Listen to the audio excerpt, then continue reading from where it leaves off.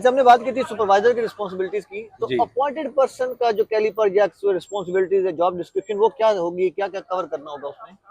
अच्छा, lifting supervisor और lifting appointed person की रिस्पॉन्सिबिलिटी में थोड़ा सा डिफरेंस है। और उसमें वो भी अपने एरिया का इंचार्ज होता है, ठीक है, लेकिन वो जवाबदेह होता है लिफ्टिंग अपॉइंटेड पर्सन को। सुपरवाइजर जो है वो अपने एरिया में जो भी उसको टास्क असाइन किया जाता है वो उसका सिर्फ जवाबदेह है कि एक प्लांट, एक प्रोजेक्ट के अंदर 10 लिफ्टिंग ऑपरेशन हो रहे हैं, तो अपॉइंटेड 10 पर्सन जो है सुपरवाइजर होंगे। तो वो सारे ओवरऑल एरिया का इंचार्ज है। हाँ, होल लेकिन रिस्पॉन्सिबिलिटी हाँ, अपॉइंटेड पर्सन। सुपरवाइजर को हो सकता है 2 लिफ्टिंग ऑपरेशन असाइन किए गए हो, जिसमें एक रूटीन लिफ्टिंग ऑपरेशन हो सकता है, एक नॉन रूटीन कॉम्प्लिकेटेड हो सकता है।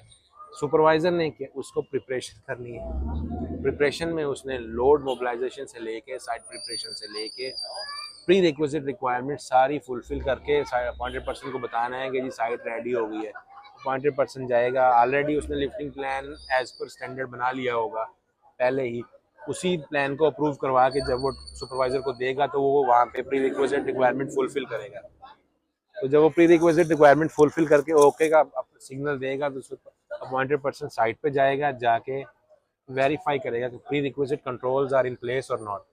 तो सारी चीज़ें क्या क्या रिक्वायरमेंट है, बैरिकेड्स लग गए हैं, कंपैक्शन हो चुकी है साइट पे, मैट्स जो रिक्वायर्ड थे वो आ गए हैं एज पर प्लान सब चीजें एज पर रिक्वायरमेंट। प्लान। अगर हमारा रूट जो हमारा डिसाइड किया था लोड को लेके आने का, उस रूट के अंदर अगर कोई हैवी मूवमेंट प्लान जो था, waiting movement plan. Heavy equipment movement plan जो होता है उसके अंदर ये भी स्टडी किया जाता है ना, तो वो सारी चीज़ें इंश्योर करनी है कि वो जो जो प्लान के अंदर रिकमेंड किया गया है बाय अपॉइंटेड पर्सन या क्लाइंट, वो रिकमेंडेशन को फॉलो करते हुए उसने वो सारी चीज़ें फुलफिल कर ली हैं।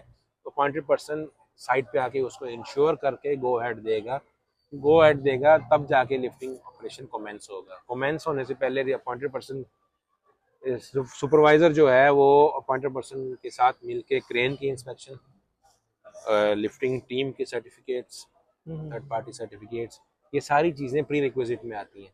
ये सारी चीज़ें वहाँ पे प्रेजेंट होंगी, अपॉइंटेड पर्सन और सुपरवाइजर मिलकर इंश्योर करेंगे at the time of lifting operation कि सारा कुछ मौजूद है फिजिकल फॉर्म में। ये लीगल रिक्वायरमेंट है कि वो चीज़ें फिजिकल फॉर्म में वहाँ होनी चाहिए, हार्ड सॉफ्ट कॉपीज। कॉपी नहीं होनी चाहिए ओके। कि ये हमारे पास कोई आया है, ये हमारे पास है। क्योंकि इसका फिजिकल फॉर्म में होने का ये फ़ायदा है कि अल्लाह ना करे अगर कोई एक्सीडेंट हो जाए उस टाइम, वो फिजिकल फॉर्म में मौजूद होने का ये फ़ायदा होता है कि वो एज ए एविडेंस यूज की जा कलेक्ट सकती, हो कलेक्ट हो जाती हैं। सकती soft copy as a evidence collect नहीं होती है, वो। इवन द दो कि वो उस टाइम मौजूद भी है, हाँ। सॉफ्ट कॉपी एक्सेप्ट नहीं होती है।